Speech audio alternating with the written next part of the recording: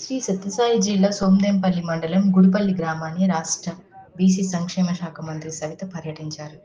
గుడిపల్లి గ్రామం నుండి తుంగోడి వరకు 2,80,00,000తో చేపట్టిన బీటీ రోడ్ నిర్మాణ పనులకు ఆమె భూమి పూజ చేశారు.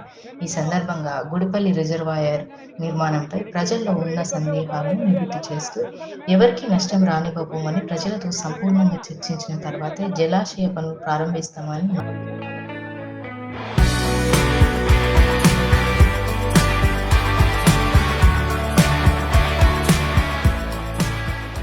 అందరికీ నేను తెలియజేసేది ఒకటే, గుడిపల్లికి నేను రాగానే మాకు రిజర్వాయర్ వద్దు అని అన్నారు. అమ్మ, గుడిపల్లి రిజర్వాయర్ అని గతంలో ప్రపోజల్ ఉంది కాబట్టి ఫ్లోలో గుడిపల్లి రిజర్వాయర్ అని చెప్పి మాట్లాడాను. నేను అనేది సాధ్యమైనంత వరకు గుడిపల్లికి ఎలాంటి ఊరికి ఎలాంటి ఇబ్బంది ఉండదు, మన రంగనాథ స్వామికి ఎలాంటి ఆయన ఆశీర్వాదం మనకి ఎప్పుడూ ఉంటుంది, మన ఊరి వరకు ఎలాంటి సమస్య ఉండదు.